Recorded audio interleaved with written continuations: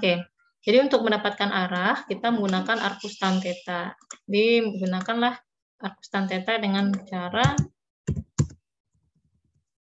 membagi nilai dari Y dengan X. Jadi 14 dibagi 4 gitu. Nah, nanti dapatkan nilai tetanya. Silakan dicari ya nanti. Sebagai tugas tambahan di rumah, silakan dicari. Sama juga seperti halnya untuk percepatan, berarti arahnya juga menggunakan arcus tan ya. 12 dibagi 2 berarti arcus tan dari 6. Nah, setelah Anda dapatkan nilai tan tetanya, katakanlah tetanya itu 60 derajat. Nah, berarti 60 derajatnya itu terhadap sumbu X positif. Atau berada di kuadran pertama, gitu maksud Ibu. Masih ingat bagaimana cara kita menggambarkan kuadran? Dari kanan atas, kemudian perlawanan dengan jarum jam, lanjut ke kiri atas, kemudian kiri bawah, kemudian kanan bawah, seperti itu. Jadi bukaan sudutnya itu mulai dari kuadran pertama, lanjut kuadran kedua, 3 sampai 4. Oke, kita coba cari satu ya. Nilai dari arcus tan dari 14 ke 4. Oke, coba kita cari. Arcus tan dari 14 bagi 4. Itu sama dengan 74,05. 74,05 derajat, Nanda. Berarti ini berada di kuadran pertama. Oke, silakan cari untuk yang percepatan. Nah, sampai situ paham ya? Kita lanjut. Ini sama seperti yang momentum sudut tadi. Kita lanjutkan. Nah, ini lebih fokus ke bagaimana kita mengalihkan dua buah vektor perkalian titik. Nah, seperti yang sudah Ibu bilang tadi, perkalian titik akan menghasilkan nilai cos ya. Ini vektor posisi dengan percepatan, vektor kecepatan dengan percepatan. Kita lihat contoh soal. Kita bahas satu contoh soal ini. Sebuah bola karet diikat dengan karet, kemudian diayunkan. Andaikan gerak bola membentuk persamaan geraknya, yaitu dalam arah sumbu X ya dengan vektor satuan I, nilainya sebesar B cos omega T. Kemudian dalam arah sumbu Y dengan vektor satuan J, yaitu 2B sin omega T. Jadi jangan merasa aneh, ini kok vektor satuannya di depan ya baru nilainya gitu. Nggak usah aneh. Ini juga normal kok untuk ditulis seperti ini. Nah, yang pasti selain vektor satuan itu pasti adalah nilainya. Jadi ini nilainya B cos omega T dan ini nilainya 2B sin omega T.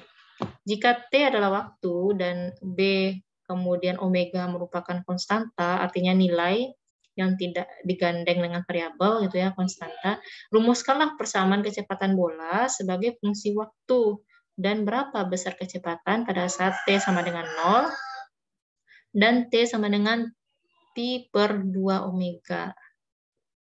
Oke, kita lihat pembahasannya. Nah, kita mau cari nilai V dulu ya, karena di soalnya apa? Di soalnya itu yang diminta adalah berapakah besar kecepatan ya, berapa besar kecepatan pada waktu tertentu. Sedangkan yang dikasih tahu dalam soal itu hanyalah vektor posisi. Itu berarti vektor posisi harus kita turunkan terlebih dahulu, baru kemudian kita dapatkan persamaan untuk kecepatan. Bagaimana cara kita menurunkannya? Oke, mari kita lihat. Nah, vektor I tidak usah kita pusingkan ya, yang kita fokuskan itu adalah nilai dari masing-masing vektor satuannya. Kita turunkan persamaan posisi terhadap waktu. Jadi B cos omega T kita turunkan terhadap waktu. Itu nilainya berapa? B tetap kita tulis gitu ya, kita tulis. Kemudian turunan cos adalah min sin. Nih, min sin omega T. Kemudian di dalam cos itu kan ada omega T ya. Omega berarti menjadi koefisiennya variabel T. Berarti yang omega juga harus kita turunkan. Sama ibaratnya seperti kita menurunkan 2T terhadap T. Turunan 2T terhadap T adalah 2, ya kan? Nah, berarti turunan omega T terhadap T, omega, gitu. Jadi, untuk yang turunan pertama dari vektor satuan I di sumbu X itu adalah B omega sin omega T. Kemudian kita turunkan untuk vektor satuan J, 2B sin omega T. 2B kita tulis ya, seperti biasa 2B, setelah kita turunkan kita tulis 2B, kemudian turunan sin adalah positif cos omega T, kemudian turunan omega T terhadap T adalah omega. Nih, omega. Jadi untuk yang J itu 2B omega cos omega T. Ini udah dapat kita nih persamaan V-nya. Kalau udah dapat persamaan V-nya, baru kita bisa mencari berapa kecepatan pada waktu-waktu tertentu. Nah, kalau ini merupakan persamaan vektor untuk V, yang ini sekarang kita cari adalah berapa nilainya.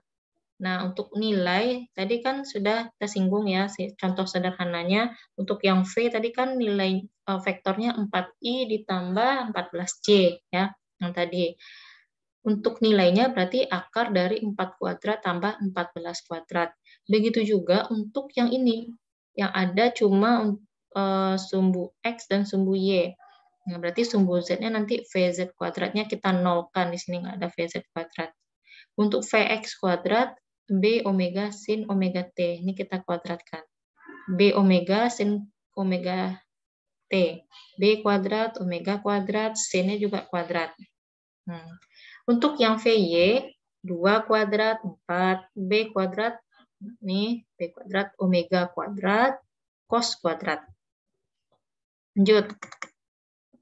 Ini kan ada B kuadrat, omega kuadrat ya. Ini juga ada B kuadrat, omega kuadrat. Ini bisa kita keluarkan dari tanda akar. Jadi, akar dari B kuadrat, omega kuadrat jadinya B omega.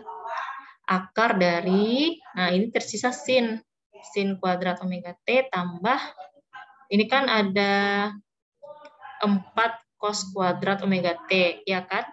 Ibu pisah tuh biar nanti ketemu jadi 1.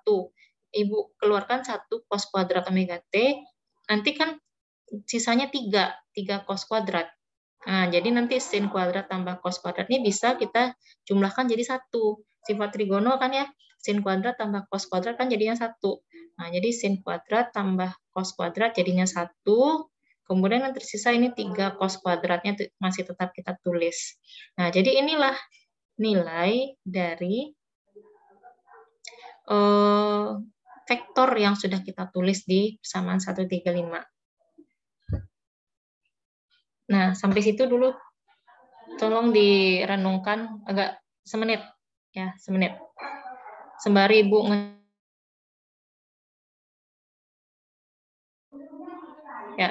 ngecas laptop ya, Ibu ambil casannya, udah baterai udah lemah. Tolong dipahami dulu yang persamaan 134 sampai 136 ini.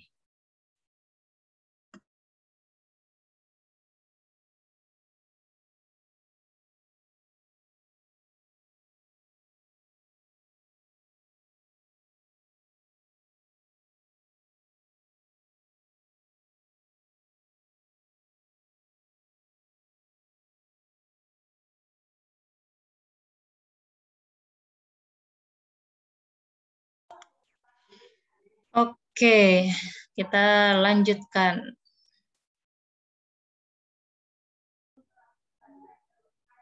Nah, kita lanjutkan ya. Terus kita cari deh kecepatan pada saat T sama dengan 0. Nah, kita masukkan ke persamaan 136 tadi. Kita masukkan, dapatlah cos 0 itu 1 ya. Jadi 1 tambah 3 kali 1, jadinya 4. Akar 4, 2 B omega. Mungkin ada yang bertanya-tanya, kok kita cari dulu nilainya Bu, baru kita masukkan nilai T gitu. Kenapa kita harus cari dulu 136 ini, baru kemudian kita masukkan nilai T gitu.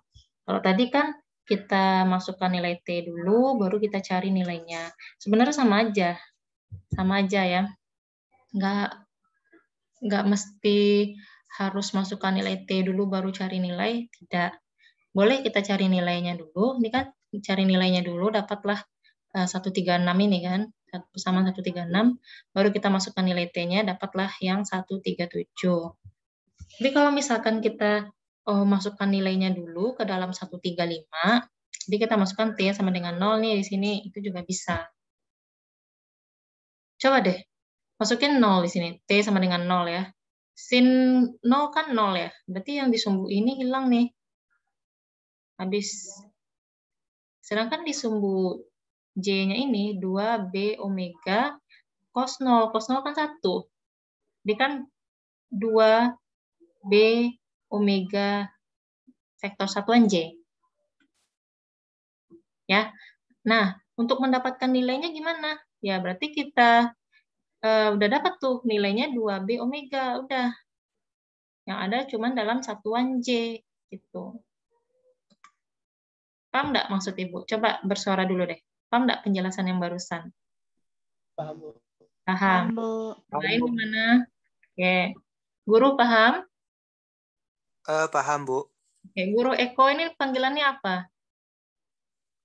Boleh guru, boleh Eko, Bu. Boleh keduanya, Bu. Oke, sip.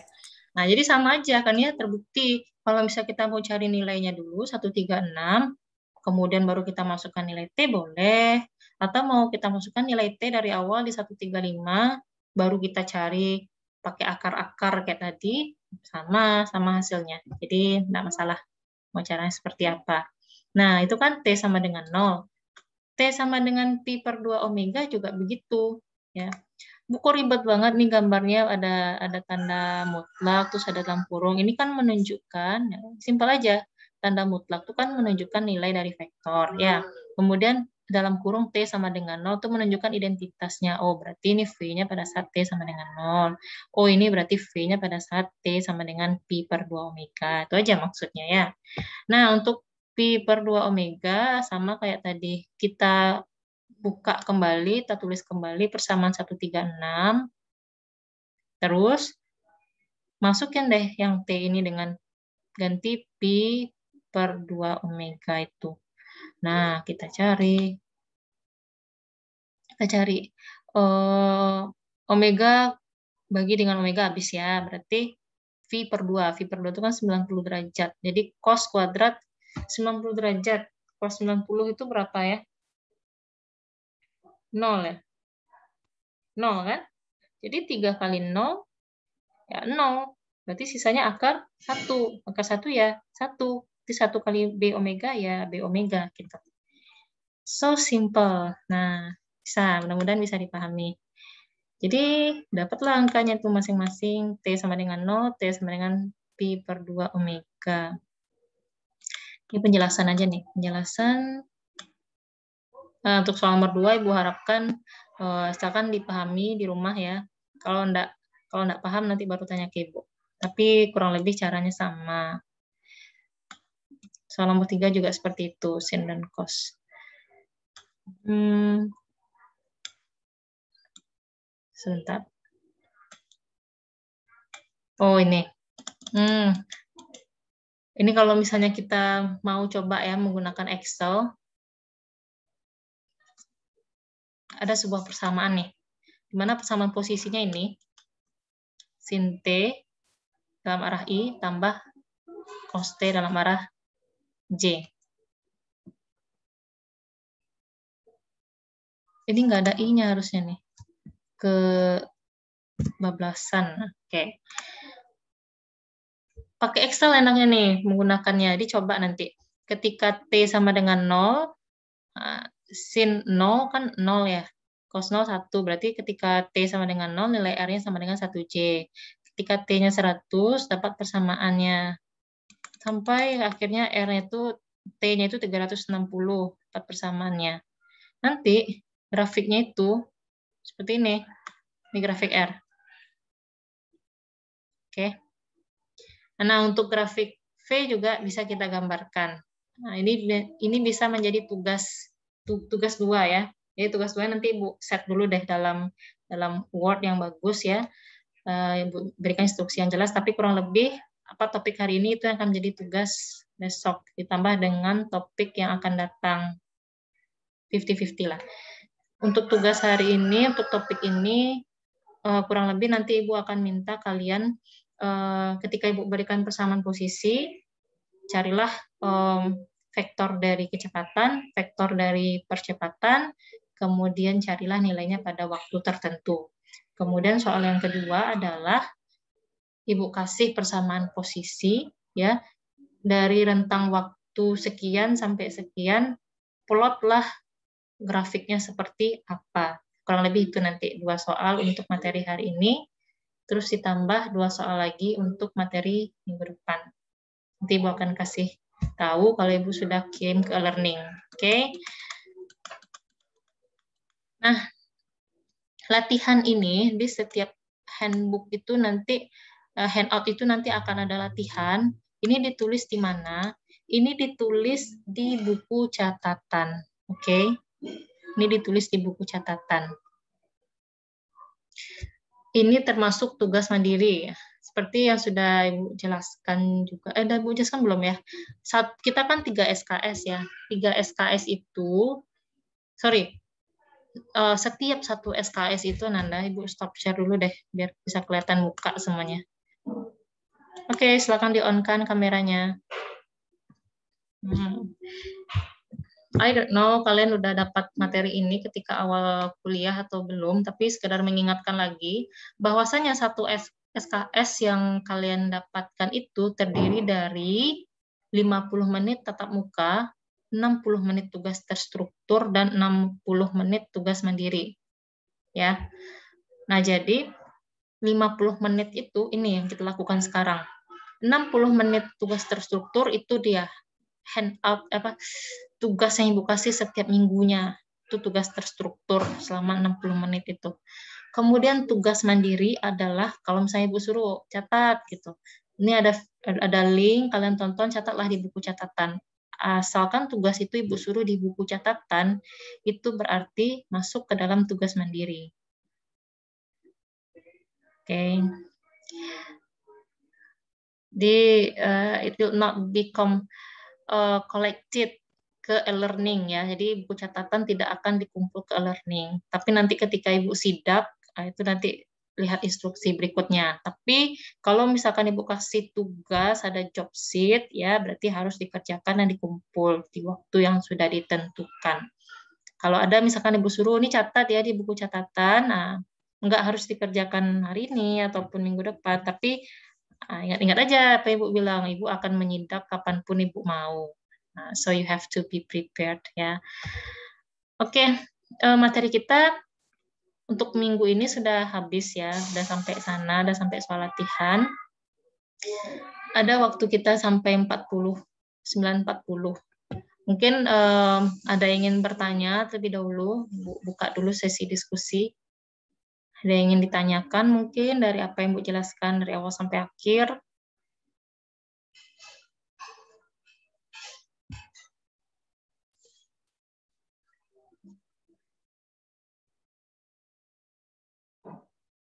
Nah, oke. Kalau misalnya belum tahu apa yang mau ditanyakan hari ini, nanti bisa ditanyakan lewat WA. Terus jangan lupa ya, kita kan ada absen di e-learning. Nah, absen itu Ibu buka dari jam 7 sampai 9.40. Jadi kalau misalkan jam 7 e-learning-nya error, kalian bisa coba sampai 9.40. Kalau udah 9.40 lewat 1 detik, itu nggak bisa lagi. Dan tidak ada yang boleh mengadu ya, pasti pokoknya lapor ke Ibu lewat WA, nggak ada. Karena Ibu udah buka selama 3 SKS untuk absen, jadi nggak ada lagi bilang, Bu, saya keasikan belajar lewat Zoom, jadi nggak bisa absen. No. Ibu nggak akan terima alasan seperti itu ya. Ibu udah bilang dari awal. Jadi chattingan yang secara japri, laporan kalau misalnya lupa isi absen, segala macam alasan yang kalian berikan itu tidak akan Ibu balas. Oke, dari Rahma. Rahma bertanya, Bu, izin bertanya, apakah sistem pembelajaran mekanika kita nanti tatap muka atau tetap daring sampai Desember? Ya, like I said before, karena kita udah BP 2020, menurut aturan rektor, kita juga akan ada tatap muka, maksimal 50%. Tapi untuk 4 minggu kuliah, 4 minggu awal itu kan kita daring ya menurut aturan rektor, ya kan? Karena masih apa sih PKKM gitu kan. Nah, jadi sampai sekarang udah minggu kedua, minggu 3, 4 gitu kita masih daring. Minggu kelima insya Allah kita akan jumpa secara offline.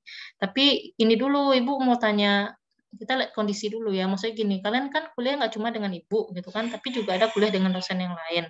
Apakah dosen yang lain itu maunya online semua atau ada yang offline? Artinya gini, jangan sampai hanya misalnya nih kesepakatan dengan Ibu ada kuliah offline. Ini dalam pikiran Ibu ya. Nanti kalian bisa interupsi lah kalau misalnya berbeda pikirannya.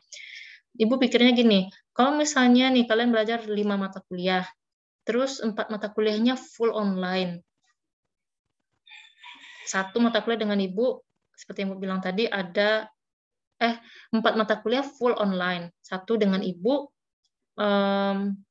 Ibu maunya ada offline-nya, misalnya gitu. Ibu akan mempertimbangkan apakah hanya karena dengan mata kuliah Ibu kalian ke Padang atau tidak gitu. Paham maksud Ibu? Ya, mungkin kan ada yang dari luar kota, ya kan? Ada yang dari luar kota. Terus ngejar 1 mata kuliah dengan Ibu karena offline yang maksimal 50%, kalian harus cari tempat kos, harus cari apa gitu. Ibu mikirnya ke situ, ya. Jadi nanti kita lihatlah kondisi. Kalau misalkan mata kuliah kalian yang lain ternyata full online dan hanya Ibu yang akan kuliah offline, nah itu kita pertimbangkan sekali lagi gitu demi kebaikan kita bersama. Karena I'm not sure kalian mau gitu cari kosan di Padang hanya untuk mata kuliah mekanika yang maksimal offline-nya itu cuma 50% gitu loh. Pastilah ada pertimbangan yang matang untuk itu kan. Nah, jadi siapa tadi yang bertanya? Rahma. Jadi nanti kita ini dulu lihat dulu ya kondisi.